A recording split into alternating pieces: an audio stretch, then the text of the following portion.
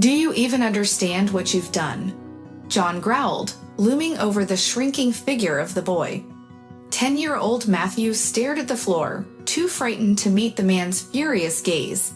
As John stepped closer, the shards of the broken vase crunched under his feet.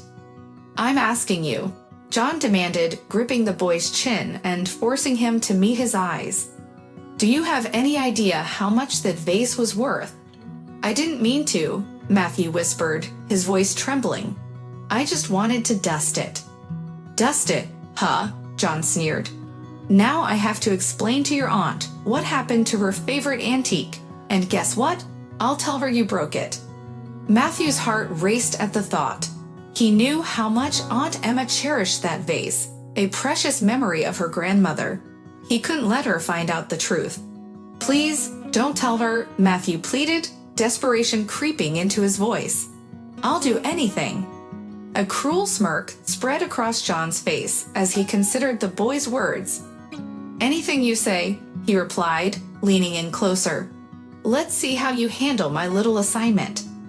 Just then, the sound of the door creaking open echoed in the hallway.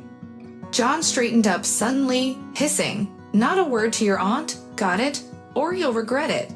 Matthew nodded, fighting back tears. He had no idea what John had planned, but he was certain it couldn't be good. Matthew, I'm home, Aunt Emma called out from the hallway. Quickly wiping his eyes with his sleeve, Matthew forced a carefree expression. Meanwhile, John cleverly swept the vase shards into a dustpan and hid them behind the cupboard. Hello, darling, he said in a soft, husky voice as he stepped into the hallway.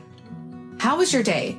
As Aunt Emma spoke about her day at work while removing her shoes, Matthew took a deep breath, steeling himself, and stepped out to greet her. Hello, Aunt Emma, he said, striving for a normal tone. What's wrong with your face? She asked, frowning at him. Have you been crying? No, not at all, Matthew replied quickly. I just rubbed my eye by accident. Are you sure you're okay? Aunt Emma looked at John, concern etched on her face. Of course, John chimed in, wrapping an arm around Matthew's shoulders. We had a fantastic time together, didn't we, Matthew? The boy nodded silently, feeling John's fingers dig painfully into his shoulder. All right then, Aunt Emma said. I'll go start dinner. Matthew, can you help me? No, John interrupted. Matthew and I have something important to take care of, right, buddy? Yeah, the boy managed to reply. Sorry, Aunt Emma. Matthew followed John into his room, his mind racing with questions about what was coming next. John shut the door tightly behind them and turned to face the boy. All right, listen closely. John sat on the edge of Matthew's bed, lowering his voice. Tomorrow, while Aunt Emma is at work, you need to go into her bedroom and find her jewelry box. You know which one I mean, right? Matthew nodded, recalling how he had often seen Aunt Emma take jewelry out of that box for special occasions. Good, John continued. You're going to take the gold ring with the ruby from there. Bring it to me, and I'll make sure it disappears. But that's stealing, Matthew protested, his voice rising. I can't steal from my aunt. John lunged forward and grabbed the boy by the collar. Have you forgotten about the vase? Do you want me to tell your aunt how you broke her favorite family heirloom? Matthew shook his head in despair. Exactly, John said, releasing him. So I expect the ring tomorrow. And don't even think about trying to cheat me. I'll be watching. The next day, Matthew was a bundle of nerves. He couldn't focus on his lessons, his mind racing with thoughts of what he was about to do. When the final bell rang, he trudged home, feeling as if he were walking to his execution. Standing in front of Aunt Emma's bedroom door, he hesitated for what felt like an eternity. Finally, summoning his courage, he stepped inside. The jewelry box sat on the dresser just as it always did. With trembling hands, he reached out to open it. Just then, he heard a key turning in the lock. Panic surged through him as he slammed the box shut and bolted out of the room. Matthew, are you home? Aunt Emma's voice called out. But yes, he stammered, trying to steady his wildly racing heart. "Great," Aunt Emma replied, entering the apartment. "I have a surprise for you." "A surprise?" Matthew asked, trying to keep the excitement from seeping into his voice. "Yes," Aunt Emma beamed. "Remember how you said you wanted to learn to play the guitar? Well, I signed you up for lessons. They start next week." Matthew stared at his aunt, confusion washing over him. On any other day, he would have been thrilled with such a gift, but guilt knotted in his stomach, stealing his joy. "Thanks, Aunt Emma," he mumbled. "That's great." Aunt Emma frowned, concern flickering across her face. "You're not happy. Did something happen?" No, everything's fine," Matthew replied hastily. "I'm just a little tired after school." "All right," Aunt Emma said. "Rest up, and in the meantime, I'll whip up something delicious for dinner." As she headed into the kitchen, Matthew leaned against the wall, feeling a lump form in his throat. How could he even entertain the idea of stealing from such a kind woman?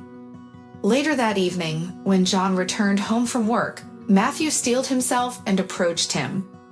"I won't steal the ring," he said quietly but firmly. John narrowed his eyes, disbelief etching his features. "What did you say?" "I won't do it," Matthew repeated. "You can tell Aunt Emma about the vase, but I refuse to steal." John's face contorted with rage as he grabbed Matthew by the wrist, dragging him toward the bathroom. "You little..." He didn't get a chance to finish. Aunt Emma stood in the bathroom doorway, her expression icy. "What's going on here?" she demanded, her voice sharp. "Emma, dear," John quickly shifted his tone, attempting to soften his demeanor. "You've got it all wrong. I was just trying to..." "I heard everything." Aunt Emma cut him off, her voice steady. "I heard the entire conversation."